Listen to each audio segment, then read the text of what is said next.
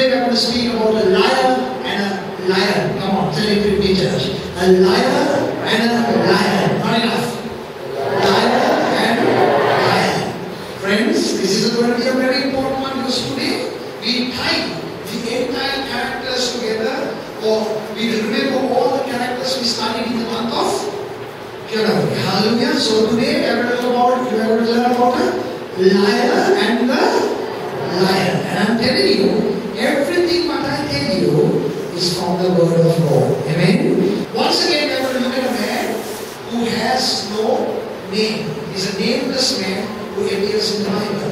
1 Kings chapter 30. Would you go with me? If you have heard me speak ever about this person, today get a fresh mind because I have new things to tell you. 1 Kings chapter 13 verses 1 forward. We are going to read up to 3. Alright? You have to read with me loud.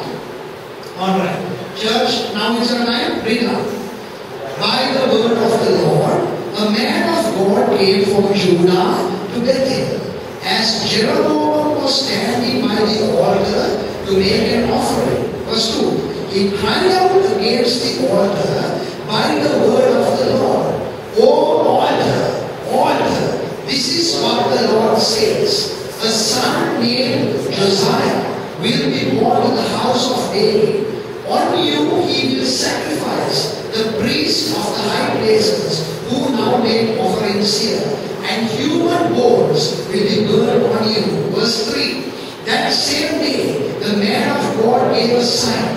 This is the sign the Lord has declared. The altar will be split apart and the ashes will be poured out. Friends, I told you it's important story. So now you have to be very fresh and listen carefully. The man of God from Judah, write that down. First thing, he was a prophet. He was a man used by God. He had a word to bring to the people.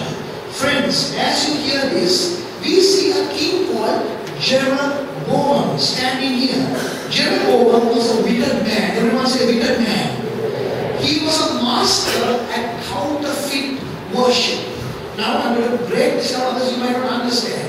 The real worship happened in Jerusalem. In Jerusalem was the temple. But because Jerusalem was down, because it was south, this man who ruled the north didn't want his people to go to Jerusalem. So what did he do? He built an altar in the name of God, but it was never God's plan, so that people will not go to Jerusalem, but people will go to Bethel and worship there a false God. Now listen, he was a master of counterfeit. Have you ever seen counterfeit money? Have you seen counterfeit money? Does it look quite real? Have you ever seen it?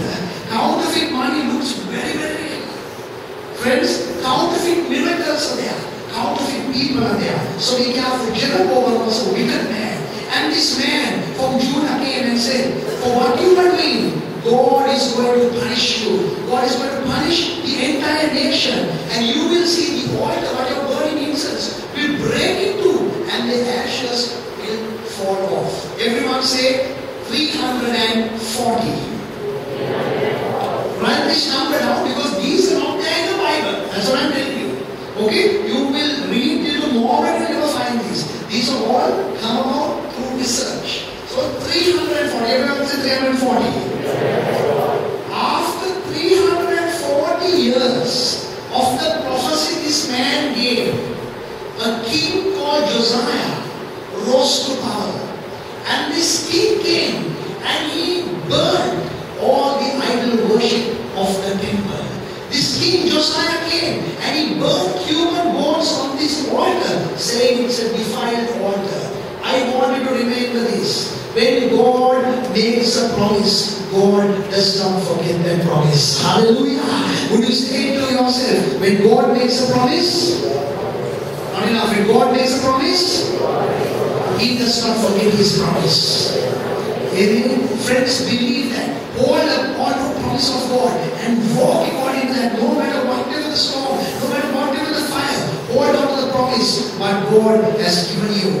While we are here, I want to go to an important verse in 2 Peter 3:9. It's a very, very vital verse. Of course, if you have been a Christian long enough, If you have never read this verse, it will be the verse wonder. Come read with me. The Lord is not slow in keeping His promise, as some understand slowness. He is patient with you, not wanting anyone to perish, but everyone to come to repentance. Hallelujah. The Lord is not slow in keeping His promise. Some people think, I will sin and will do all the wrong. Nothing to worry. God is not punishing me. I can escape. I will fall into the gut. Friends, listen carefully. God does not punish us because He loves us. Hallelujah. But the Bible says He's patient with us. He waits for us to change. Amen. So don't take God's promises lightly. Do you understand what I'm telling you? How many years wait for the promise to come? But God spoke to the man?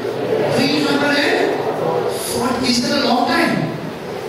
Is that a long time? Of course, it's generations. But what God has said, it is done in the Bible. And God's word will never be made a lie. Friends, verse 4. So was this man a powerful man of God who came from Judah? Though he didn't have a name, was he powerful? Do you think he's powerful? Well, I think he's powerful. You know why? He was able to hear a clear prophecy. Word to word prophecy.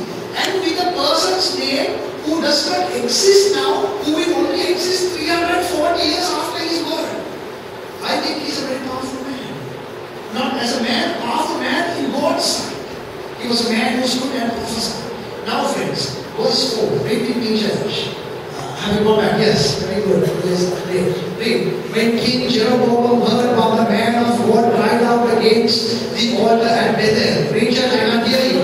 He stretched out his hand from the altar and said, seize him. But the hand he stretched out towards the man shriveled up so that he would not put it back. Friends, the king Jeroboam, and once when he was confronted, he's the king, he doesn't like to be confronted. He straightway stretched his hand and said, seize him. I want to tell you something.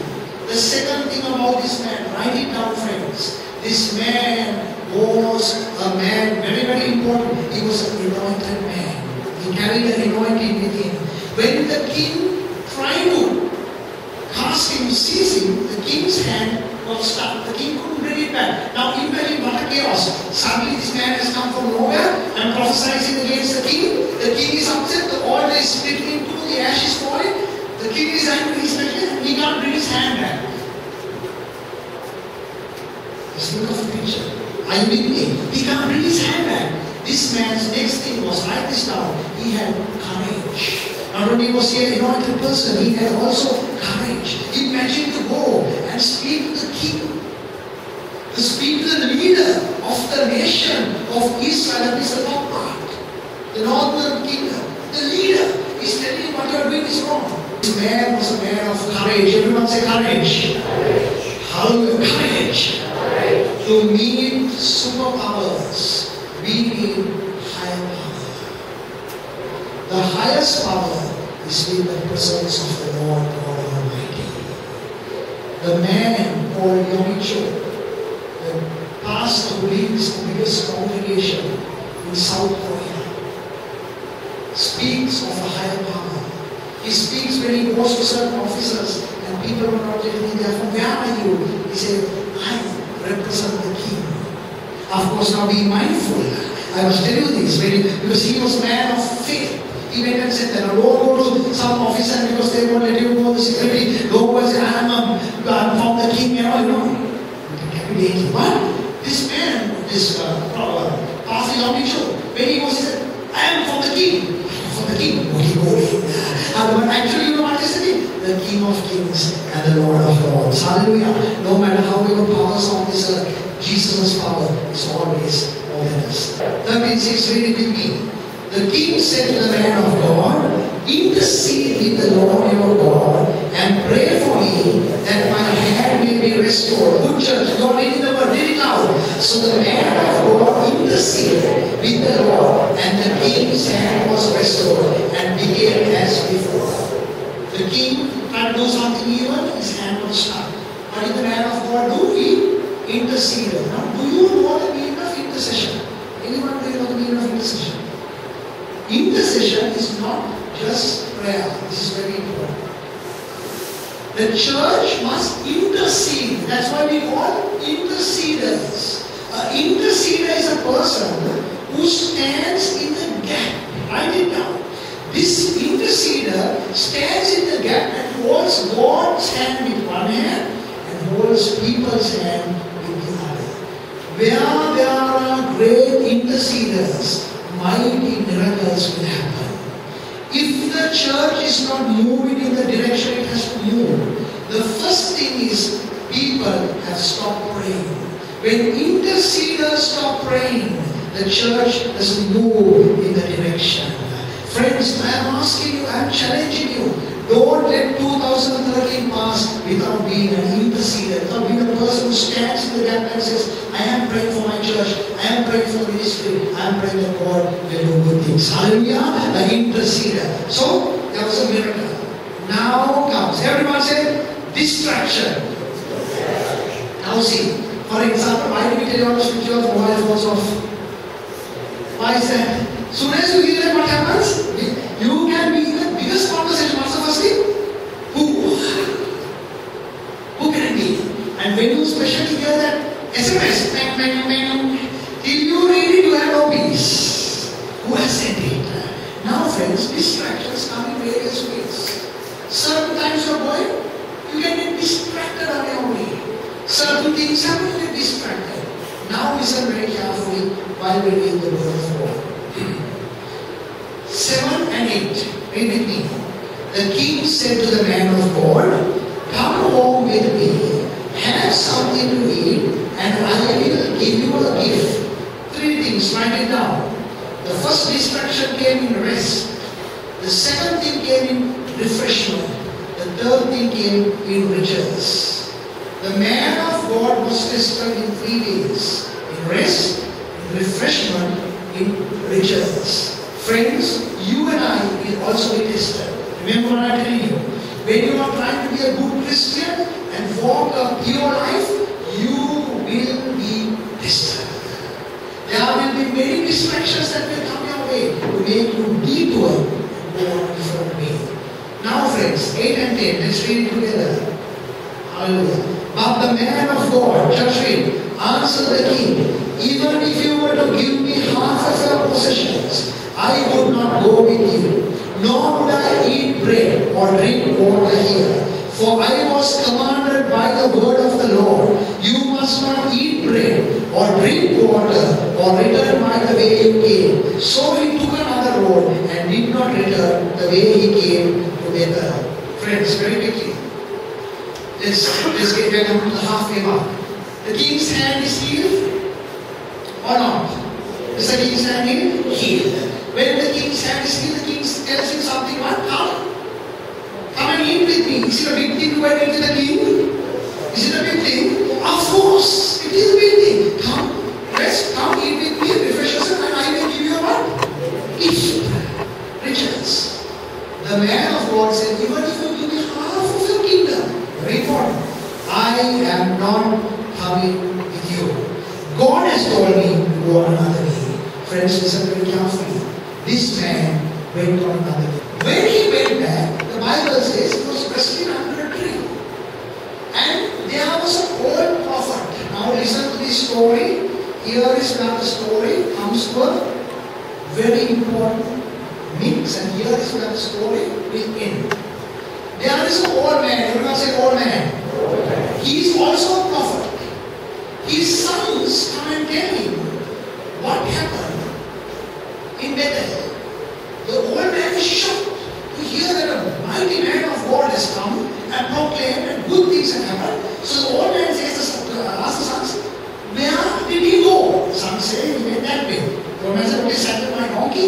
I want to go. And the old man, the prophet, he's also a prophet, goes behind the man of God.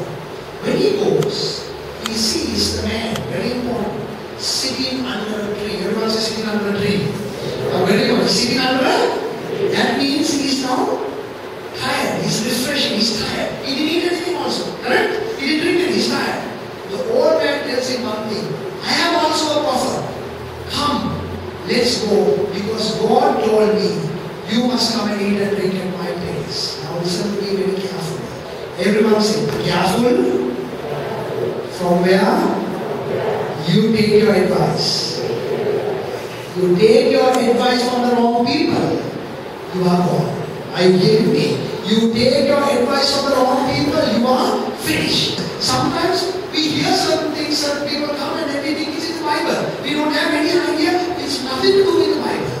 Be careful. What is good, there are mighty preachers, that's very good. That's a good channel to watch, but don't take everything. Read the word of God. Understand what I say. Unless you go down the wrong path. So this man, everyone say, so this man. Who did not go to eat with the king, went with the old man. Friends, the word is deception. The word is deception. He suddenly fell. When you think you are strong, be careful. You can fall. This man went with this old man. And the old man gave him to eat and drink. And after he finished eating, the old man got up and said, now God is speaking. Now imagine this, okay? He has eaten and drunk and everything and taken home. God is speaking to you and telling you now, because you have been disobedient, today I will kill you. Friends, imagine. You have got a nice good meal. You are taken home. Suddenly the person who gave you the meal is getting up and telling, today I will die. Would you like to end that meal in that way? Friends, he got caught for a liar. Everyone say liar. There will be people who come and lie to you about their life. People will lie to you because they don't like you. Listen to me. People will lie to you to send you in the wrong path. People will lie to you because you are successful. The old man had jealousy. Everyone say jealousy. But God didn't work in him. He was jealous that the young man had got it. So he got caught to a liar. Everyone say liar. Now who was this liar? He didn't come like a big devil. He came like a prophet. Listen to me. Be careful from where you take your advice. Friends, then, here's the story. Verse 23, and this will be our last verse 23 and 24. When the man of God finished eating and drinking, the prophet who had brought him back saddled his donkey for him. Verse 24. It's very sad, read it here. As he went on his way, a lion met him and on the road killed him. And his body was thrown on the road with both the donkey and the lion standing beside it. The man started the journey again. He was a mighty man of God. He had an anointing. He carried miraculous powers, but he was disobedient. Everyone say disobedient. Disobedience has a high price tag. If you and I are disobedient, we will pay the price. Please, my dear church, I am pleading with you. Let you and me and everyone be obedient to God. The way you learn obedience is read the word of God. Hallelujah. Read it and be an obedient person. For that is the will of God for you. Amen.